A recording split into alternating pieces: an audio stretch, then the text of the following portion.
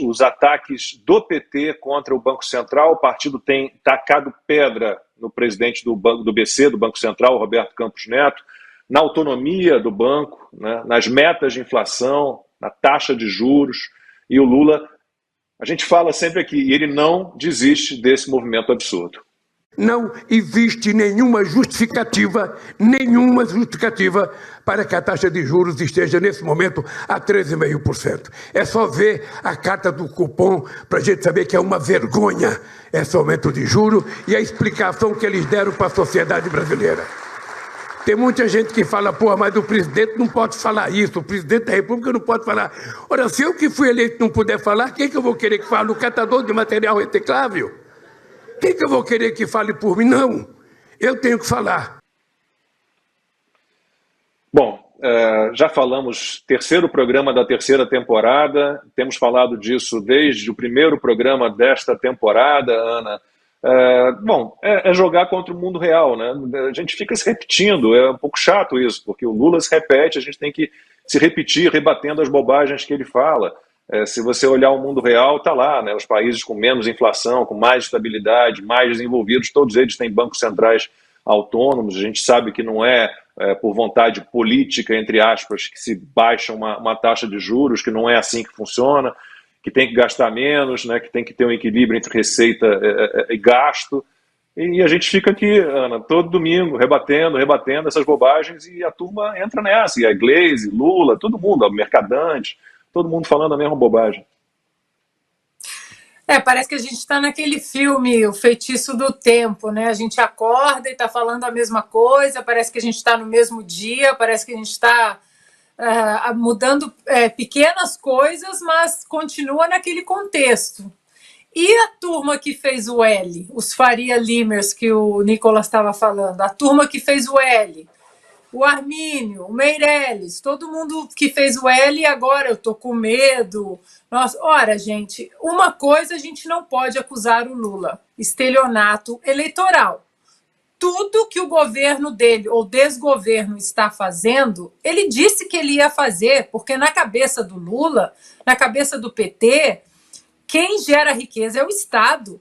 Quem gera emprego é o Estado, que o empresário é os empresários, né, são os grandes bichos papões aí da sociedade, que o agro é fascista, né, ele cortou agora do BNDES não sei quantos programas aí de incentivo ao agronegócio, porque ele pensa isso.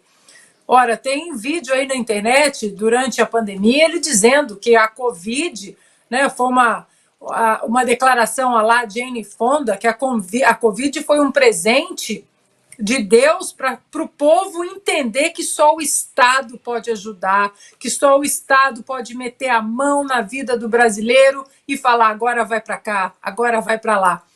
É por isso, Lacombe, que eu acho que a grande guerra deste governo contra a nossa sociedade é a guerra contra a liberdade de expressão, porque não tem nada pior para um governo que pensa esse monte de bobagem do que a independência intelectual. Aquele cidadão que consegue pensar sozinho, que entende que quanto menos governo, melhor, que entende que a liberdade de expressão, a liberdade religiosa, a liberdade de poder se reunir pacificamente, a famosa primeira emenda da Constituição americana, que nós temos também no Brasil, na nossa versão, mas nós temos, que quando isso entra na guilhotina, acabou. E hoje o cidadão brasileiro, a nação brasileira, entende que o governo atrapalha. Essa independência intelectual é o terror para o establishment. É o terror para o sistema. Por isso que precisa aí desse monte de bobagem, de desinformação, fake news, derruba a conta. O Nicolas, por exemplo, teve as contas derrubadas, Constantino, e é veículo de imprensa também, que não faz isso, que é desmonetizado, porque a liberdade de pensar liberta. Essa gente não quer o povo livre, essa gente quer o povo ali amarrado no pé do Estado. Porque, como diria Ronald Reagan, né, não é ir para a esquerda ou ir para a direita, é ir para cima ou ir para baixo. Nicolas, o Arthur Lira já disse que ninguém vai discutir, né, derrubada de autonomia do Banco Central na Câmara dos Deputados, mas o PT parece que não houve de jeito nenhum. Aliás, até alguns jornais, alguns veículos de imprensa, finalmente para isso já despertaram, estão criticando duramente o Lula e todo mundo que defende essa baboseira, né, de acabar com a autonomia do Banco Central, de reduzir taxa de juros na canetada. Né? O que você enxerga ali na Câmara dos Deputados? Realmente está consolidada essa autonomia? Ninguém vai discutir na Câmara, pelo menos, essa bobagem? Olha, acredito que muito embora o Lula tenha colocado o presidente, né, do Banco Central e fazer toda essa narrativa contra a autonomia do Banco Central, acredito que a Câmara vai ter uma posição firme, né, mantendo a autonomia. É muito engraçado, né? A gente olha há pouco tempo atrás e a única pergunta que fica na minha cabeça é como nós saímos aí de Paulo Guedes para Fernando Haddad, né? Mas esse é o fruto, né, das escolhas das pessoas.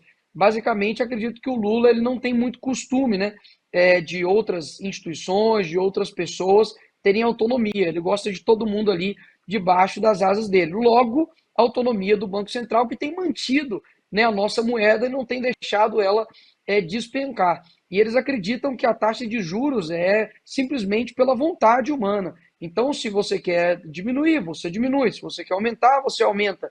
E isso foi a mesma medida que a Dilma Rousseff, ex-presidente do Brasil, tomou, e a gente viu o que aconteceu, desastre econômico. Acredito que agora eles queiram tomar a mesma medida e repetir a dose.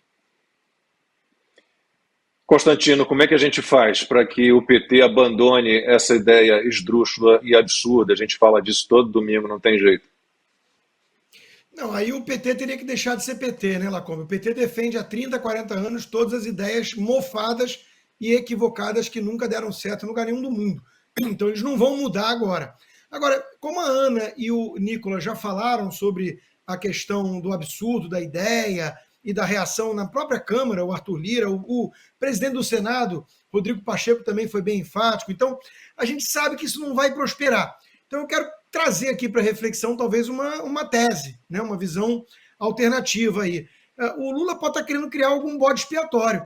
Ele sabe que o projeto econômico dele não vai dar certo, ele meio que tem essa noção, ele não é tão bobo assim, mas ele tem interesse no que vai acontecer, porque ele e os seus comparsas não vão se dar mal nessa história. Quem vai se dar mal é o pobre que vai ficar esperando chuva de picanha, né?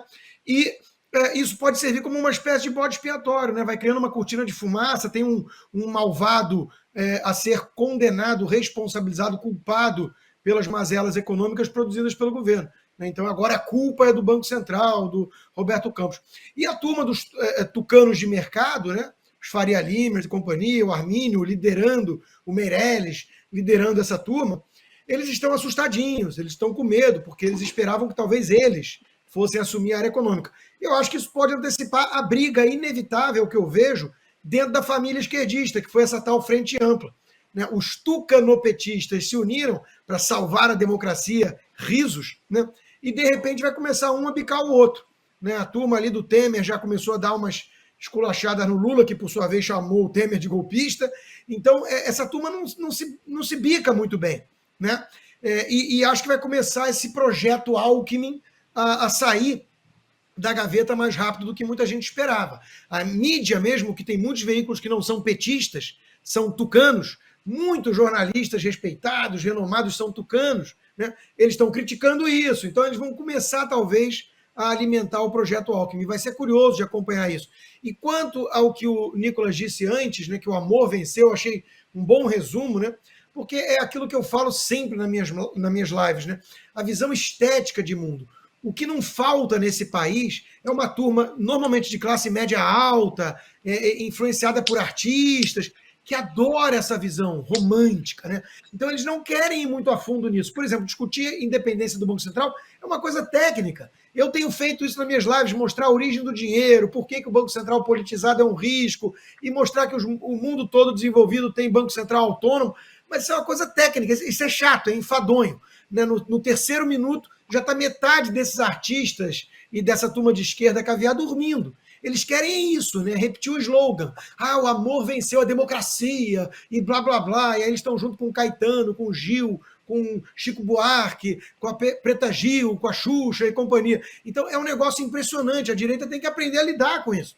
Porque não adianta você explicar história, economia e tudo mais para uma turma que está nessa vibe. É a feel good sensation, né? Eu faço parte da turma do bem, eu sou do clubinho que se preocupa com o próximo, com as minorias e blá blá blá. E encerra aí a questão. É essa turma que vai salvar a democracia do lado de um corrupto que defende os piores tiranos do planeta. Como é que pode um negócio desse se sustentar por 2 minutos de reflexão? Eu acho que nós temos a imagem aí, Lacombe.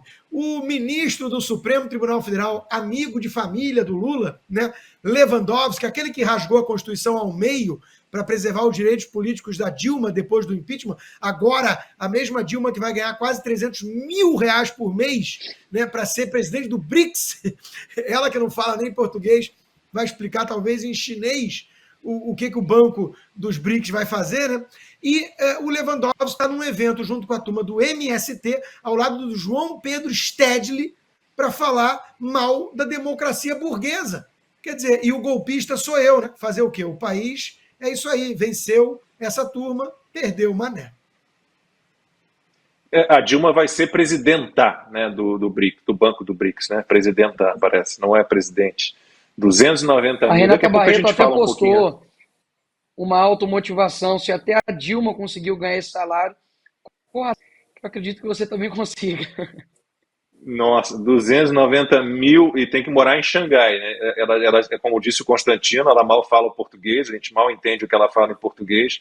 Imagina a Dilma se comunicando em outra língua. Ela já tentou, inclusive, eu me lembro dela tentando falar francês, foi bem divertido.